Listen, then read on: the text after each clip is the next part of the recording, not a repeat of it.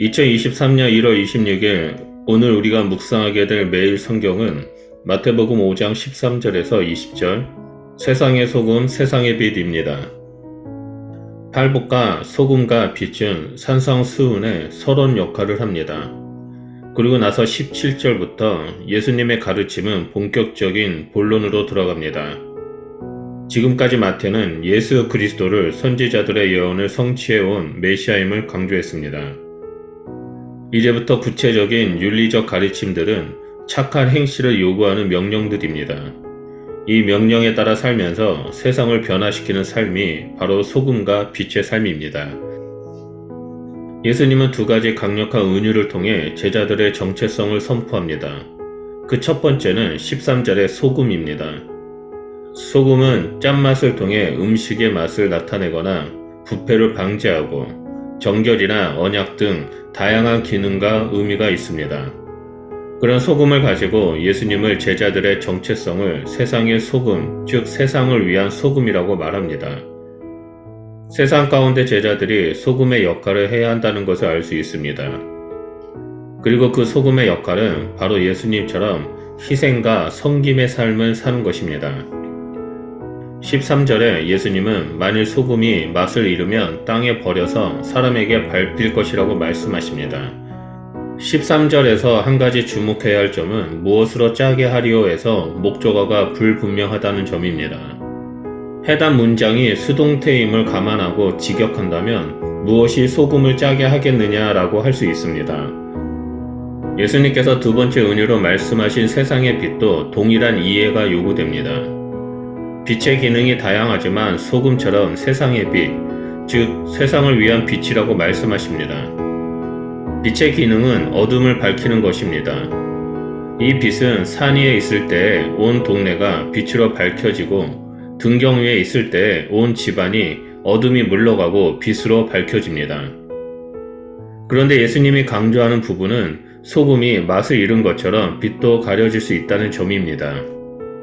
우리는 무엇이 소금을 짜게 만들 수 있고 무엇이 빛을 등경 위에 둬서 온 세상을 밝힐 수 있도록 하는지에 대해 묵상하고 삶 속에 적용하며 살아가는 그리스도인이 되어야 합니다. 예수님은 이 땅에 빛으로 오셨습니다.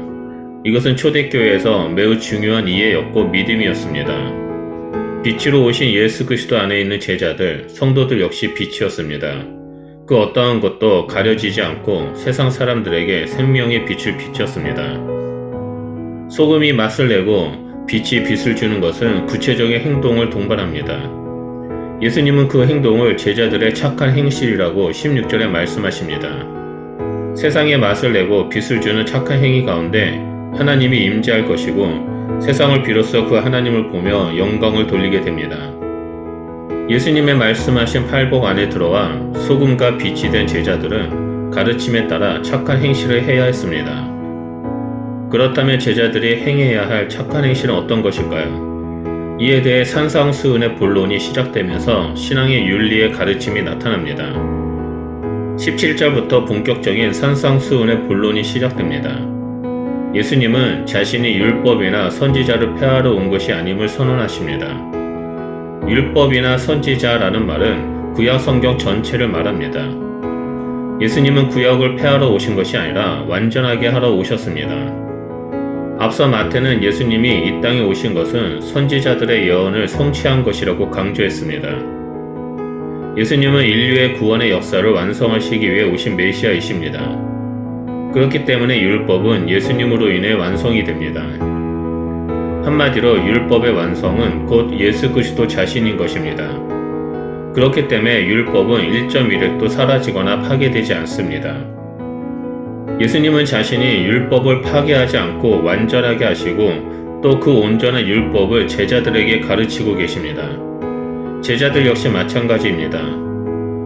제자들도 소금과 빛이 되어 세상 가운데 예수 그리스도께서 가르쳐 주신 말씀을 1.1획도 빠지지 않고 가르쳤습니다.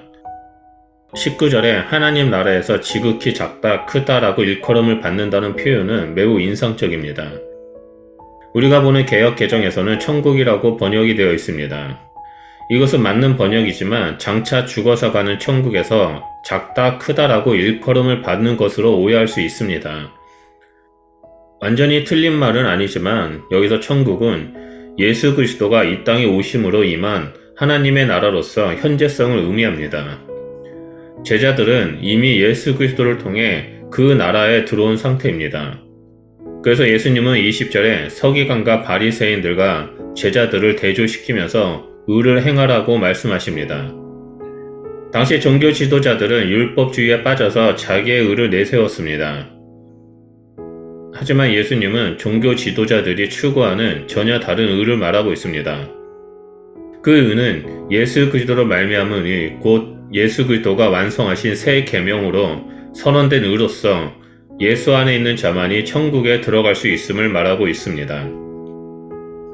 예수 그리스도 안에 있음으로 의롭게 되고 그 의로움으로 착한 행실을 행할 때 세상의 소금과 세상의 빛이 될 수 있습니다. 우리 모두는 예수 그리스도를 믿음으로 말미암아 예수 그리스도 안에 있게 되었습니다. 우리들은 이미 하나님 나라에 속한 자가 되었습니다. 그럼 우리가 해야 할 것은 날마다 예수 그리스도의 가르침, 즉 말씀에 따라 순종하며 살아가는 것이고 이 땅에서 착한 행실을 행하며 살아가는 것입니다.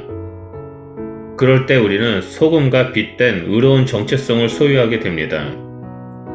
오늘 말씀을 묵상하시는 모든 성도님들은 매 순간마다 예수 그리스도 안에서 머물면서 말씀에 순종하는 그리스도인이 되시길 바랍니다.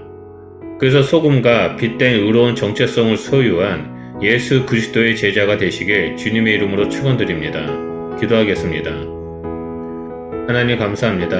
우리를 예수 그리스도 안에서 하나님 나라의 백성, 예수님의 제자로 불러주셔서 감사드립니다. 우리가 이 땅에서 소금과 빛된 자로서 예수 그리스도의 말씀에 따라 순종하고 예수 그리스도의 말씀을 하나도 빠짐없이 사람들에게 전하며 착한 행실로 살아가겠습니다. 그러할 때 우리의 삶이 이 세상에서 소금의 역할을 감당하게 하시고 또 우리의 삶이 세상 가운데 빛된 존재로서 예수 그리스도의 생명의 빛을 비추는 자가 될 수 있도록 성령 하나님 역사하여 주시옵소서. 감사드리며 예수님 이름으로 기도합니다.